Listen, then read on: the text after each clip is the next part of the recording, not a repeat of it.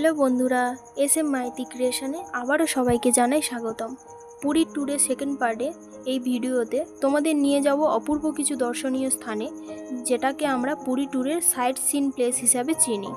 পুরীর অনেক site scene আছে যেগুলি আমরা প্রাকৃতিক দুর্যোগের কারণে কভার করতে পারিনি, তার মধ্যে কিছু কিছু জায়গা তোমাদের সঙ্গে শেয়ার করলাম। প্রথমেই আমরা চলে এলাম ভুবনেশ্বরে বাস স্ট্যান্ডে। এখান থেকে গাড়ি ধরে যাব আমরা মেন স্পটে, যেখানে আমাদের পৌঁছতে 10 মিনিট মতো সময় যাবে। আর তোমরা যারা ট্রেনে আসতে চাইছো তারা ভুবনেশ্বরের স্টেশন নেমে 12 কিলোমিটার রাস্তা অতিক্রম করে এই মন্দির দর্শন করতে পারো। আমার তো খুব ভালো লেগেছে, আশা করছি তোমাদেরও খুব ভালো লাগবে। আমরা লাইন দিয়ে গাড়ি উঠে পড়েছিলাম, অবশেষে আমরা মেন স্পটে চলে এসেছি। এখান থেকে পায়ে হেঁটে উঠতে হবে পাহাড়ের চূড়ায়। বন্ধুরা, মন্দিরে ওঠার সময় দুপাশেই তোমরা দেখতে পাবে প্রচুর দোকানপাট, যেখান থেকে তোমরা তোমাদের পছন্দ মতো অনেক জিনিসপত্র কেনাকাটা করতে পারবে।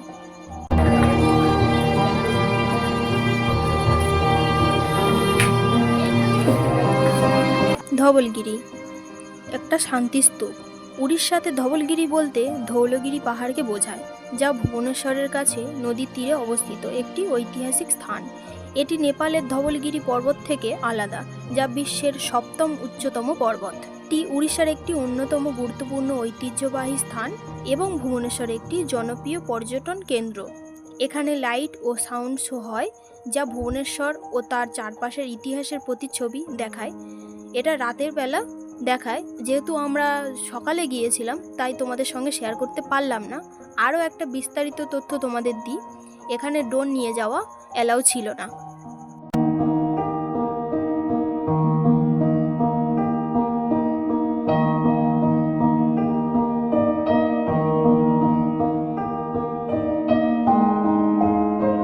এখানে তোমরা অনেক কম দামে পেয়ে যাবে ড্রাই ফ্রুটস, আচার, ঘর সাজানোর শোপিস, বাচ্চাদের খেলনা, মেয়েদের নিত্য প্রয়োজনীয় জিনিস। আমরা এখান থেকে কিছু আমাদের প্রয়োজন মতো শপিং করে ব্যাকে চলে গিয়েছিলাম বাস স্ট্যান্ডে, সেখান থেকে অন্য সাইড প্লেসে যাওয়ার জন্য।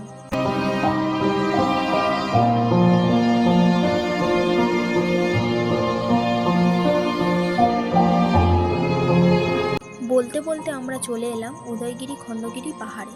আমাদের যেখানে বাসটা পার্ক করেছিল সেখান থেকে আমাদের পৌঁছতে সময় লেগেছিল পায়ে হেঁটে মাত্র 3 মিনিট। যাওয়ার সঙ্গে সঙ্গে প্রথমেই আমরা টিকিট কাউন্টার থেকে দুটো পাহাড়ে ওঠার জন্য টিকিট কেটে নিয়েছিলাম, যার মূল্য ছিল অফলাইনে মাত্র 25 টাকা আর অনলাইনে মাত্র 20 টাকা পার হেড। আমরা অনলাইন করেছিলাম। চলো বন্ধুরা, এই দুই পাহাড়ের কিছু অজানা তথ্য জেনে নিই।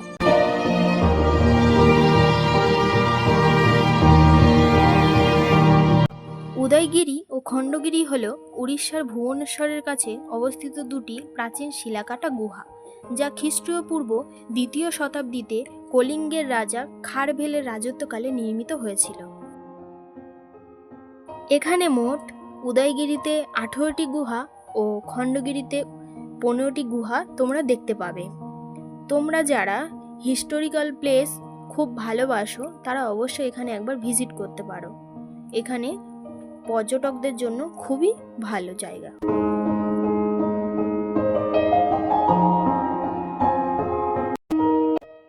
আর বন্ধুরা, উদয়গিরি খণ্ডগিরি পাহাড়ের ওপর থেকে তোমরা দেখতে পাবে ভুবনেশ্বর এয়ারপোর্ট, যেখান থেকে প্লেন ল্যান্ড করছে।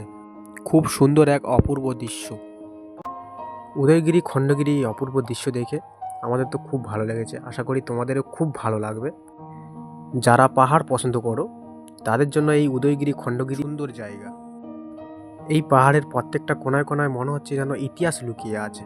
তো বন্ধুরা, আমরা এখানে কিছু অল্প টিফিন করে নিলাম। টিফিন করে নিয়ে এখন বেরিয়ে যাচ্ছি আমরা নন্দনকাননে। তো আমাদের বাসটাও ছেড়ে দিয়েছে। চলো বন্ধুরা, দেখা হচ্ছে নন্দনকাননে গিয়ে।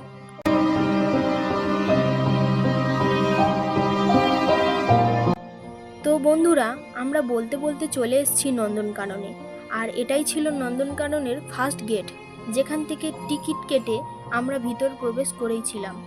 তো বন্ধুরা, তোমরা দেখতে পাচ্ছ টিকিট কাউন্টারটা বেশ বড়। আমরা টিকিট কেটে ভিতরে প্রবেশ করলাম।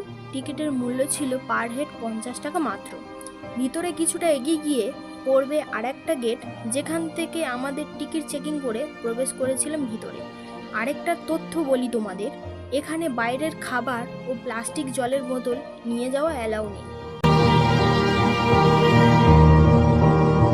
এই চিড়িয়াখানাটা যেহেতু বড়, পুরোটা হেঁটে দেখা সম্ভব হবে না, সেহেতু তোমরা পুরো চিড়িয়াখানাটা ঘুরে দেখানোর জন্য একটা গাইডার হায়ার করতে পারো, সাথে একটা গাড়িও ভাড়া করতে পারো, যেখানে গাইডারকে দিতে হবে 500 টাকা ও গাড়িতে পড়বে পার হেড 80 টাকা।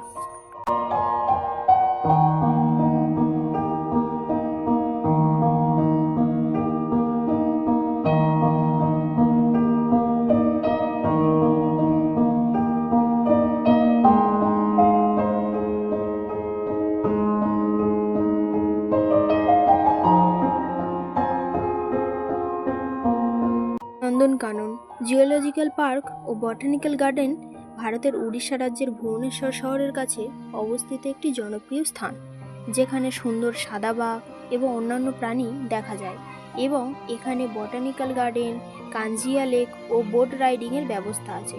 চিড়িয়াখানাটিতে বিভিন্ন ধরনের প্রাণী যেমন সাদা বাঘ, সরীসৃপ, নিশাচর প্রাণী এবং অন্যান্য অনেক বন্য প্রাণী রয়েছে, যা বন্য প্রাণী সম্পর্কে জানার জন্য একটি দারুণ জায়গা।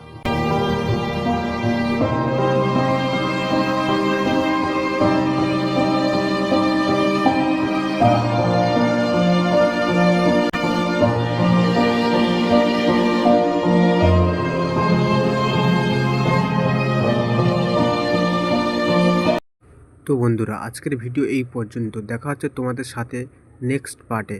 তোমরা যারা আগের আমার পুরীর ভিডিওটা দেখোনি, এই ভিডিও ডেসক্রিপশন বক্সে আমি লিঙ্ক দিয়ে দেবো, তোমরা প্লিজ দেখে নিও। আর বন্ধুরা, আমাদের চ্যানেলকে তোমরা like, comment, share and subscribe করো, পাশে থেকো, যাতে তোমাদের একটা ছোট্ট লাইক আমাদের পরবর্তী ভিডিও বানাতে অনেকটা মোটিভেট করে। ধন্যবাদ।